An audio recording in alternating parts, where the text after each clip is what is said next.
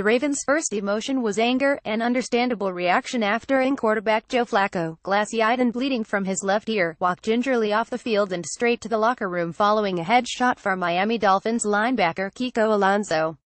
Then, after they put the finishing touches on a 400 victory and celebrated the most lopsided shutout in team history, the Ravens' focus shifted to concern for the well-being of their longtime quarterback.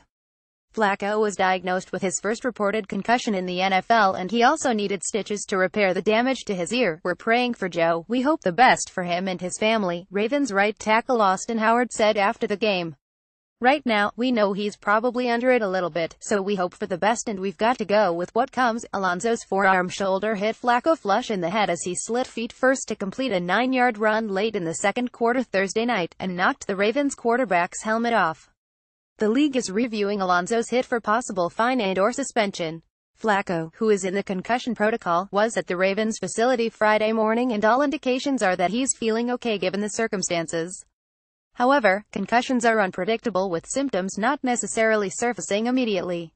The Ravens, who are off over the weekend, will obviously monitor Flacco closely, but they do have time on their side. They have 9 days before their next game, a November 5th road matchup against the Tennessee Titans. They'll then go on their bye week after that, meaning that after Thursday night's win, which improved them to 44, they'll play just one game in 23 days. "One of the advantages is this happened on a Thursday, and that definitely gives more time," said Dr. Aaron E. Manning, a neurologist for the Hospital of Special Surgery in New York. "It's very difficult for players to come back when there's only a week before games. It's hard to get through the protocol in that time. The 10-day timeline, it seems like it's definitely reasonable, but not everyone responds to concussions in the same way. It's very person-dependent. You really can't know a timetable. It varies so much from person to person. It's really important to give the brain time to recover after the concussion because it is a brain injury." Head coach John Harbaugh didn't provide any updates late Thursday night about the severity of Flacco's concussion. "That's hard to know anyway because the symptoms can change so quickly," said Dr. Andrew Lincoln, the director of the Sports Medicine Research Center for the MedStar Health Research Institute and program coordinator of the MedStar Sports Medicine Concussion Program. "What he may have experienced in the first hour may be very different than today and even tomorrow. We'd be interested in things like headaches and any dizziness, sensitivity to light or noise, nausea, also his sleep and his mood.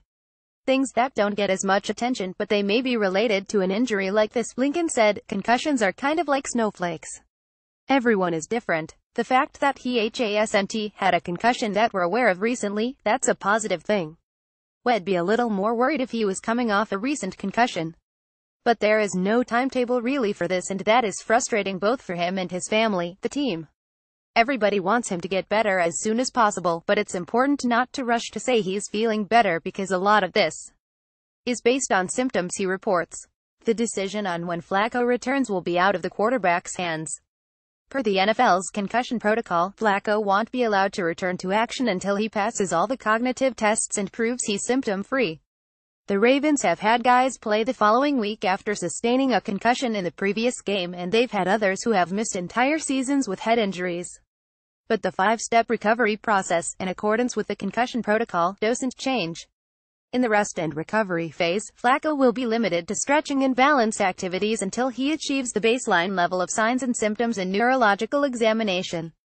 Flacco will be permitted light exercise in the second phase and then be allowed to resume strength training as part of the third. In the fourth phase, Flacco will be allowed to practice on a limited basis with no contact. The fifth and final phase is clearance. Why there is a slow return to activity is because people may feel fine doing their daily activities, but if they try and do light exercise, that can make their symptoms come back, Manning said. The Ravens will return to practice early next week with Ryan Mallett leading the starting offense until Flacco is ready. The veteran backup completed 3 of 7 passing attempts for 20 yards and a 2-count in relief of Flacco Thursday night. Mallett has made 8 career starts but none since 2015, when he was signed by the Ravens, with Flacco out with a torn ACL and MCL in his left knee. Flacco missed 6 games with the season-ending knee injury in 2015. He hasn't missed a start in any of his 9 other NFL seasons. "I've been a starter in this league before," Mallett said. "Every week, I prepare like the starter just to be ready to go. So who knows what's going to happen, but he'll be ready to go next week." Several Ravens ripped into Alonso after the game, calling it a dirty play and challenging the league to fine or discipline him. For his part, Alonso said repeatedly that it was a bang-bang play and he didn't have time to alter the hit because Flacco slid late.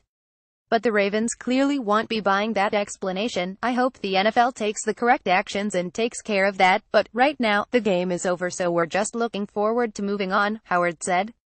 They hope a healthy Flacco is part of the process. However, as Harbaugh noted following the game, the team has dealt with injuries all year and they wouldn't expect a drop-off no matter who goes down. Being without their starting quarterback, though, would take things to another level. That's a huge challenge, left tackle Ronnie Stanley said. It's the most important position on the field, and going forward without him is definitely going to be a big challenge to the offense. But it's something we're very capable of handling. Jeff.Zarabiak at baltsun.com, twitter.com Jeff Zarabiakson.